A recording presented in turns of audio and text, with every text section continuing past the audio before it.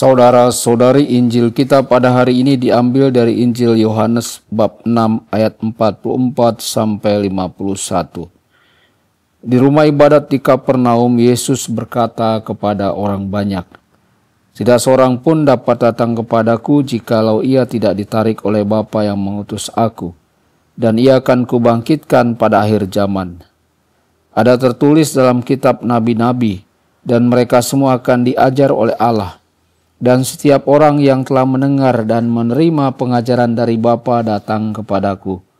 Hal itu tidak berarti bahwa ada orang yang telah melihat Bapa. Hanya Dia yang datang dari Allah, Dialah yang telah melihat Bapa. Aku berkata kepadamu, sesungguhnya barang siapa percaya, ia mempunyai hidup yang kekal. Akulah roti hidup. Nenek moyangmu telah makan mana di padang gurun dan mereka telah mati. Inilah roti yang turun dari surga, barang siapa makan daripadanya ia tidak akan mati. Akulah roti yang hidup yang telah turun dari surga. Jikalau seorang makan dari roti ini ia akan hidup selama-lamanya. Dan roti yang kuberikan itu ialah dagingku yang akan kuberikan untuk hidup dunia." Demikianlah sabda Tuhan. Terpujilah Kristus.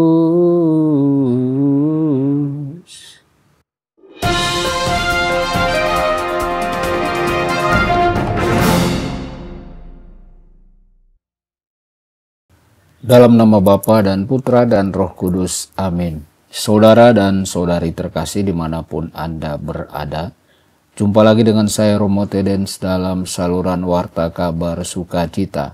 Semoga Anda semua dimanapun berada senantiasa dalam keadaan sehat dan bahagia.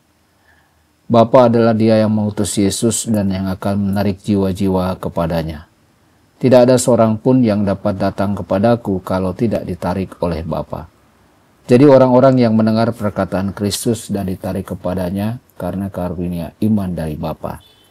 Jika kita hari ini memiliki iman kepada Kristus, itu juga merupakan karunia dari Bapa yang ingin menarik kita kepada anaknya. Jika kita memiliki keraguan atau kelemahan dalam iman, kita harus meminta Bapa untuk membawa kita lebih dekat kepada anaknya dan menolong kita untuk percaya dengan segenap hati dan pikiran kita. Saudara-saudari, kelahiran Kristus terjadi di kota Bethlehem, yang dalam bahasa Ibrani Bethlehem berarti rumah roti. Dia juga dibaringkan di dalam palungan, tempat di mana makanan untuk hewan biasanya diletakkan. Sebelum menjadi roti yang akan menjadi makanan kita, Kristus terlebih dahulu menjadi manusia.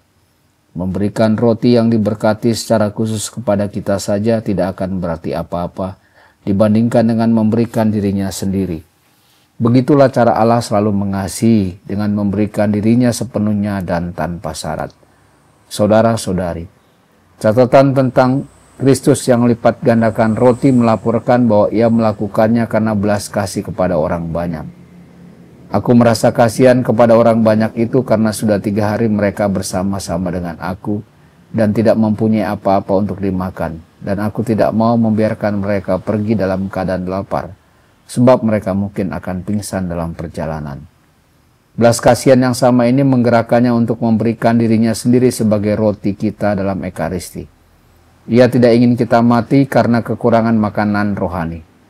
Kristus dalam sikap kerendahan hati yang terbesar menjadi manusia seperti kita, sama dalam segala hal kecuali dalam hal dosa.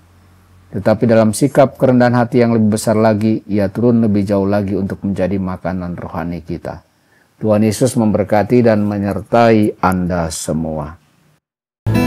Sabda Allah adalah kebenaran. Sabda Allah adalah kehidupan. Mari kita mencintainya. Mari kita menghayatinya, ya Tuhan yang ku muliakan. Sabdamu angkat resahku.